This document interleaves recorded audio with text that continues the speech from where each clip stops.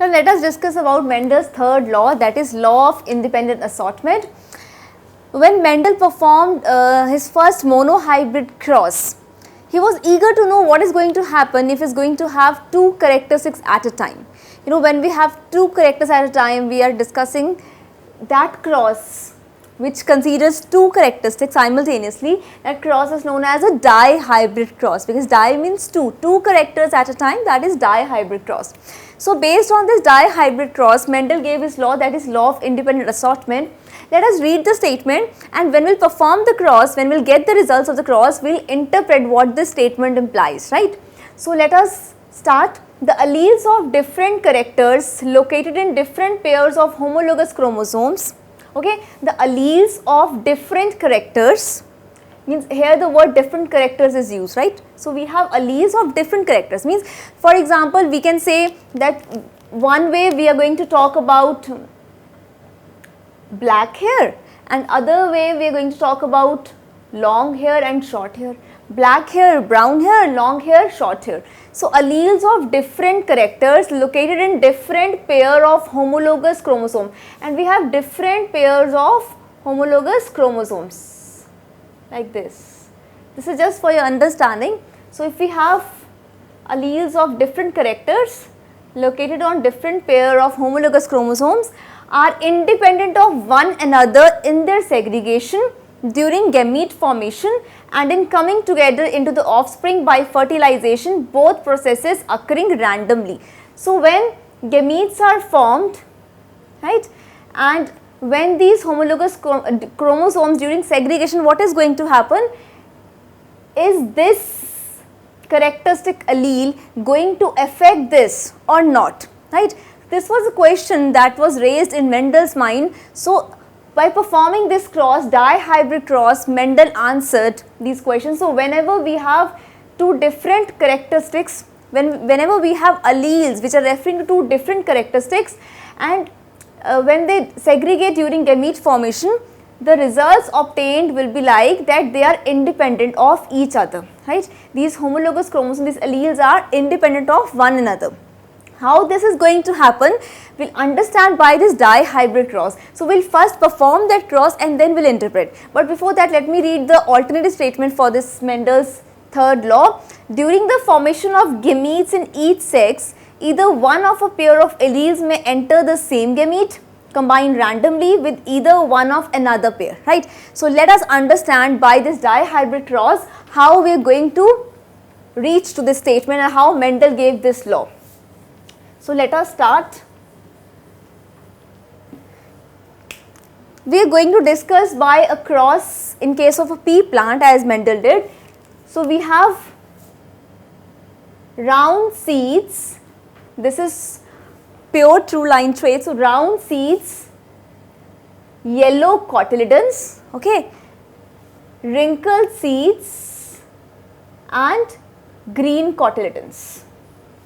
So Mendel did a cross between a plant which was homozygous for round seeds, yellow cotyledons, wrinkled seeds, green cotyledons. So before I move further, I hope that you all remember that when we are going to talk about the dominant characteristics, we will use an uppercase letter, a capital letter. When we talk about recessive, we will deal it with what? Lowercase letter, means small letters. So round seeds are dominant over wrinkled seeds, and then we have what? We have yellow cotyledons which are dominant over green cotyledons.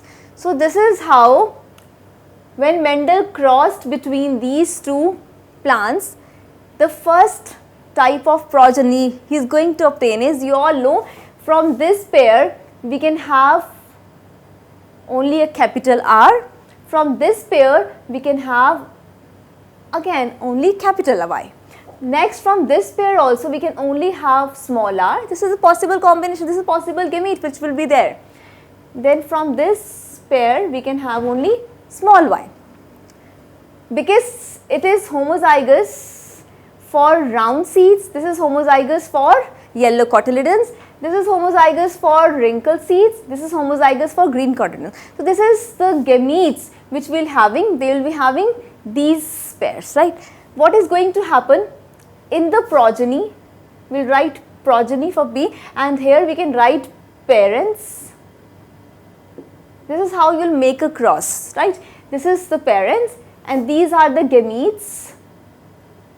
So what is going to happen in the progeny? That is the combination capital R, small r, capital Y, small y, right? So this is the possible explanation of the progeny. The progeny will have capital R, capital Y, small y. So as you can see, it has that recessive gene also, but since the dominant allele is present, since the dominant group is present, what is going to happen? The dominant characteristic trait will be expressed. And what is the dominant characteristic trait? Dominant characteristic trait is round seeds and which cotyledons? Yellow cotyledons. So we have round seeds, yellow cotyledons. So now you can make out how this is going to happen. Mendel in his dihybrid cross took two characteristics at a time. He took round seeds and yellow cotyledons, means plant having round seeds and yellow cotyledons, and crossed it with plant with what? Wrinkled seeds and green cotyledons. So these are the gametes which will be there, and in the progeny will be formed, which will be from superficial terms, it will be what? It will be round seeds, yellow cotyledons. When I say the word superficial, means from the outer appearance, the plant will have round seeds and yellow cotyledons. So this is how the progeny will be, with round seeds and yellow cotyledons. But when for the second generation, what Mendel did?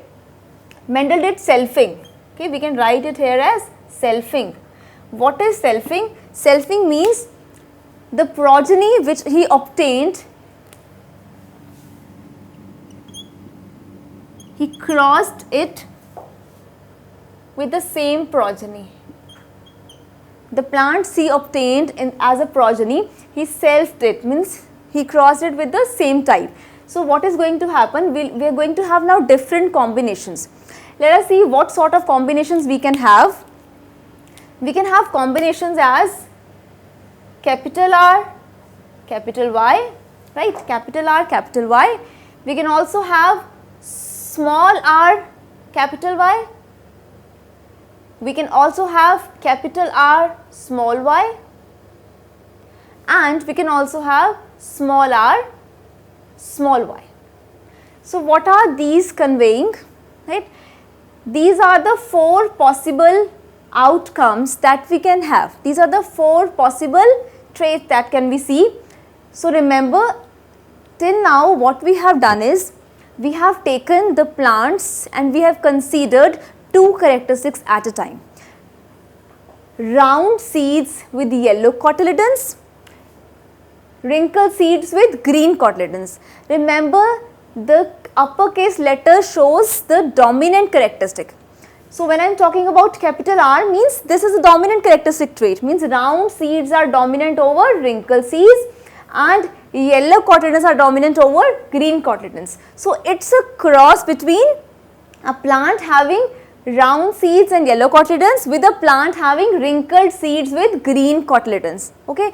So in the progeny, initially we had round seeds and yellow cotyledons, because the dominant characteristic trait is present, and when the dominant allele is present, the recessive allele will not be able to express itself. So the progeny from outer appearance, from superficially, it will look like having round seeds with yellow cotyledons. But since it has these alleles for recessive character also, they will be expressed later on. So when Mendel did selfing for the next generation, what is going to happen? We have these four possible combinations: capital R, capital Y, small r, capital Y, capital R, small y, small r, small y. So next we will solve this cross by a Punnett square.